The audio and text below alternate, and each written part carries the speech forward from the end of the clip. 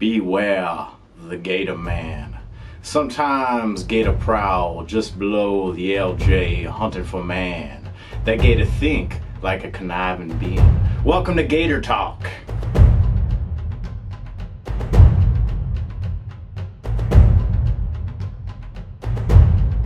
Silly hats aside, painting a cartoony gator is serious business. I'm conjuring up a relic from P3's ancient pewter-laden past. Pewter? What is that? Some of you may not know. It's a soft white metal from the days of yore. Things began that way, and now they have transitioned to the harmful plastics that we all enjoy today. But anyways, this piece is going to be not only about a gator, but also about atmosphere. You'll love to see it. This will be a two-parter. First of all, let's wrestle a gator. To begin, there will be a lot of color mixing. In the artwork, he is depicted as being wizened and pale. For the skin, emerald green and buff were mixed. The buff was to provide some desaturation in the emerald with a touch of underbelly blue to highlight. The scales of the stomach were done similarly. A portion of Hearthfire and emerald for the base, with underbelly blue again to brighten and Thornwood green to pull the shadows. It's a lot of mixing around back and forth, but you can see a little bit of palette footage, and you can take two colors that are pretty far apart from each other and stretch them out and get a whole wide variety of tones. I started wet blending these in place. The emerald looked nice and the belly was coming out as intended. Then I didn't like the emerald. What is this anyways? A cartoon? For babies? My Gator Man is serious. I changed plans and decided on a mix of Ordic olive and underbelly blue for the skin. I could have let this part out of the tutorial, but it is kind of fun after all to watch somebody attempt something and fall down. Anyways, like many wet sorcerers before him, Bloody Barnabus is decorated in a mess of belts and rags.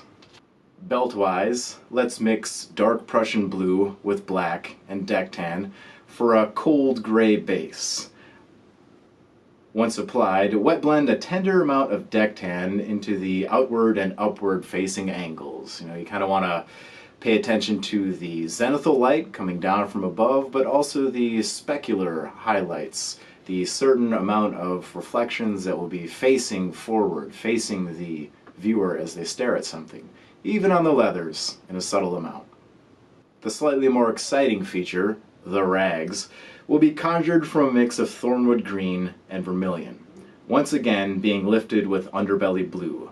Starting off with a base coat of my main mix will help things along.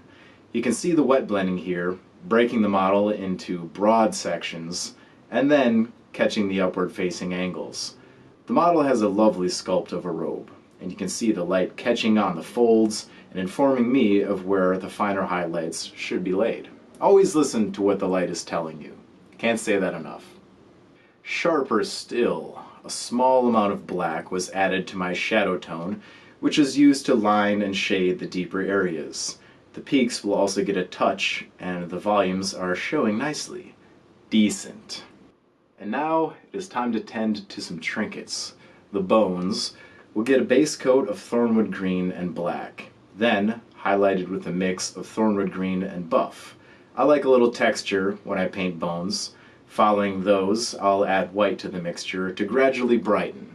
But I'm it's kind of lifting and dropping the brush using diluted amounts of paint to just imply a little bit of rippling. Nobody has a perfect head.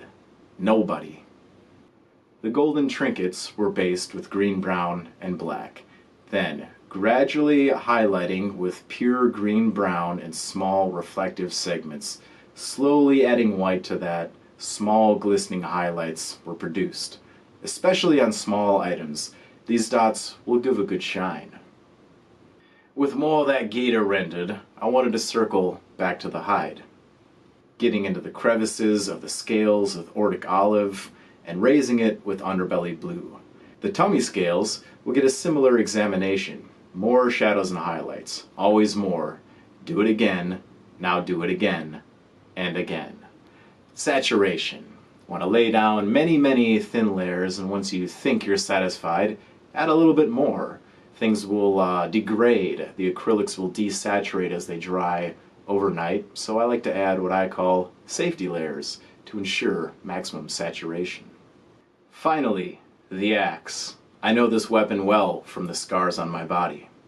Seeing as I had been using Underbelly blue so often, I based the blade with a mix of black, deck tan, and dark Prussian blue, once again just giving you that cold gray.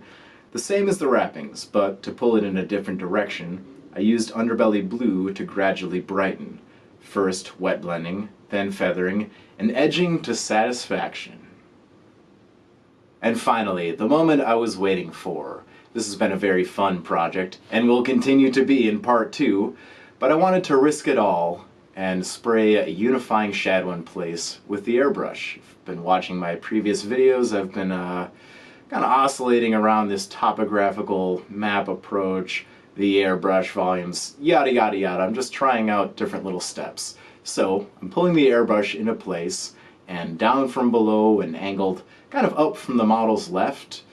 That's the area that will be facing away. As he's turned to the side, things will be brighter in front of the model. So, back and to the left, a unifying cold shadow was applied. First, thin layers of Thunderstorm and Magnolia Brown from the Army Painter, Air Paints. And I stress many thin layers. This is probably at least 4 coats. Very diluted, you don't want to lay it on too heavily, just let the transparency work its magic, let the dirty paint water layer fully dry before you apply too much. Once I was satisfied with that, I decided it didn't look quite deep enough, so I added just a couple drops of matte black to my existing mixture, kind of rounded the corner, covered a little bit less of the previous area, just added a darker shadow. So there he sits. Yeah, at this point, I'll have to go and recover some of the highlights from the airbrushing. Just a few like harder edges that I want to be more pronounced on the leather wrappings. I might have to pull some of the highlights up a little bit on the underside, but nothing that we haven't seen in the video already, and you can see the finished for now example as well. In the next video, I'll be getting on to the backdrop, and I'm very excited to weave these same colors into the atmosphere, hopefully create a foggy swampscape. So, thank you for watching. Thanks for the support. Like and subscribe. I appreciate all of you, everyone, for everything. One car before I sign off? Okay, good night.